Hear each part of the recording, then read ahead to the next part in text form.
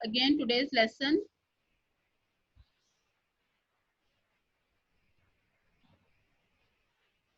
हमारा आज का सबक, इससे पहले हमने रिवाइज किया पीछे से कि हमने लास्ट हमारे लेसन में क्या पढ़ा था।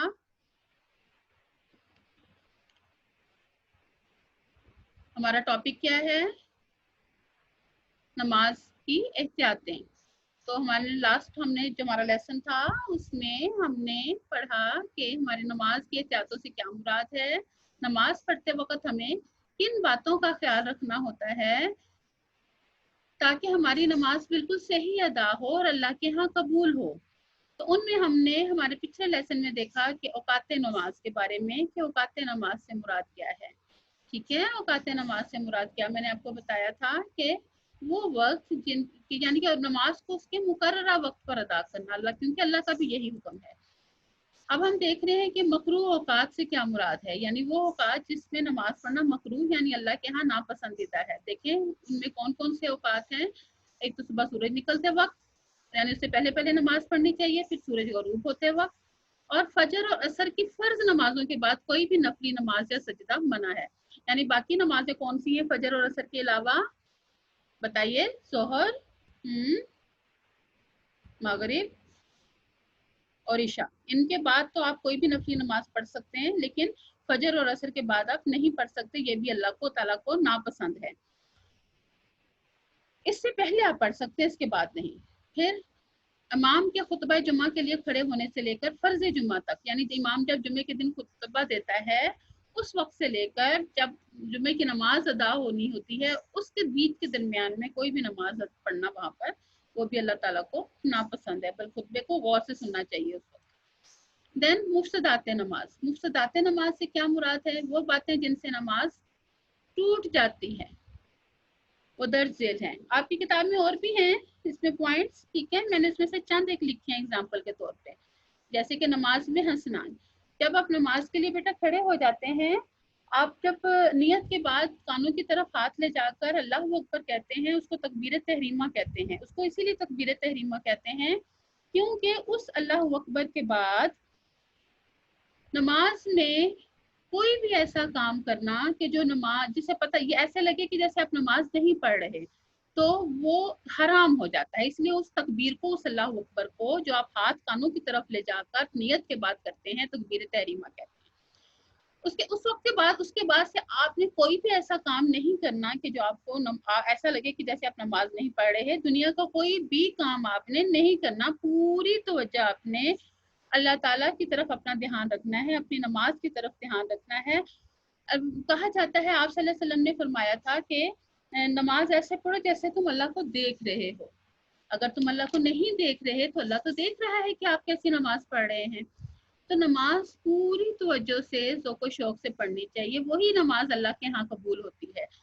ठीक है, तो बेटा आप लोग चूंकि इस वक्त में हैं कि जब आप नमाज अभी आपने नई नई सीखी है, आपने अभी नमाज की पाबंदी भी करनी सीखी है, बेहतर है कि अभी से अपनी नमाज को बिल्कुल दुरुस्त कर लें, ऐसी कर लें कि जो अल्लाह ताला खुशी से कबूल कर ले। फिर इमाम के आगे मस्जिद में जब आप नमाज पढ़ने जाते हैं ना बॉयज, मस्जिद में जब नमाज पढ़ते हैं तो सफ़े बनाते हैं। तो आगे जो इमाम नमाज पढ़ा रहा होता है तो उस इमाम के आगे अगर सफ बना ली जाए तो वो भी, उससे भी नमाज टूट जाती है। नमाज में कुछ खाना पीना, ऑब्वियसली अगर आप नमाज में कुछ खाए पिएंगे तो नमाज तो ना हुई। इसी तरह से अगर कोई आपके करीब छींक किसी ने मारी है तो उसका आपने जवाब दे दिया, अगर आपको हैबिट है छींक का जवाब देने की, वैसे तो आजकल बहुत कम लोग ये करते हैं। छींक का जवाब वैसे होता क्या है? यरहमकल्ला, यही जवाब होता है ना। जो जिसको छींक आती है वो तो कहता है अल्हम्दुलिल्लाह, जो करीब बैठा होता है, जो सुन रहा होता है, वो कहता है यरहमकल्ला, यानी कि अल्लाह ताला आप पर रहम फरमाए। भूल कर या जानबूझकर किसी से बात करना, जाहिर है कि आप किसी से बात करेंगे ये तो नमाज से तो नमाज नहीं रहेगी, नमाज टूट जाएगी। तो इस तरह की और भी बहुत सारी बातें हैं आपकी किताब में, जैसे कि अच्छी या खबर सुनकर कुछ कहना, ठीक है, भूले से ये जानकर सलाम करना या जवाब देना, नमाज पूरी हो जाने से पहले जानबूझकर सलाम फेरना, नमाज में कुरान शरीफ देखकर पढ़ना। इस तरह की कुछ बातें और भी आपकी किताब में है, आपने वो पढ़नी है। डिटेल से आपने लेसन को पढ़ना है। I am going to explain the important points, important things, जिससे आपको समझ में आ जाए कि इसका, इन चीजों का, इन टर्म्स का क्या मतलब है, because of the shortage of the time. ठीक है। देन मकरूहात नमाज, पीछे हमने पढ़ा मकरू औकात, don't mix them up. Makru औकात, औकात से आप समझ जाएं औकात क्या होता है। औकात होता है, मैंने आपको पहले भी बताया कि औकात क्या है, वक्त की जमा है। औकात क्या है, वक्त की जमा है। और यहाँ पर क्या है, मकरूहात नमाज। मकरूहात नमाज से क्या मुराद है, वो बातें जिनसे नमाज मकरू हो जाती है। मसलन जो दर्ज झेल है उनमें से मैंने कुछ लिखी है यहाँ पर, जैसे कि कमर पर हाथ रखना, इससे भी नमाज मकरू यानी नापसंदीदा। मकरू का मैंने क्या मीनिंग बताया था पीछे, कि नमाज जिससे नापसंदीदा हो जाए उसको क्या कहते हैं, मकरू। तो मकरूहात नमाज यानी कि ऐसी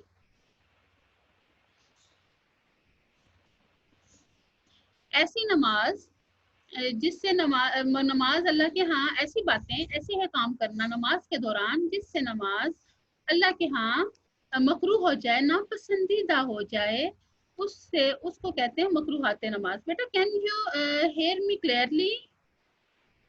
आप मुझे अपनी चैट में लिख के बता सकते हैं।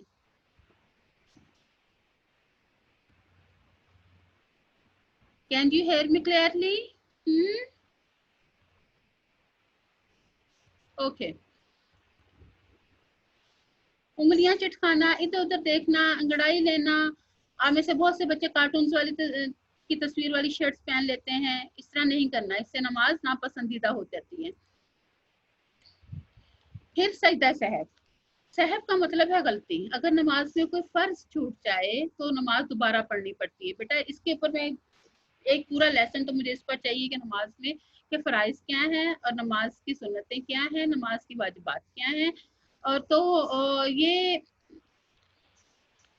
आप समझें कि अगर आपके आप okay, I will tell you in next class इंशाल्लाह के नमाज के फराइज, because we are I am having less time here. In next class I will try to tell you नमाज के फराइज क्या हैं, वाजिबात क्या हैं। तो नमाज में अगर फर्ज छूट जाए तो नमाज तो दोबारा पढ़ी जाती है और उसको पढ़ना पड़ता है।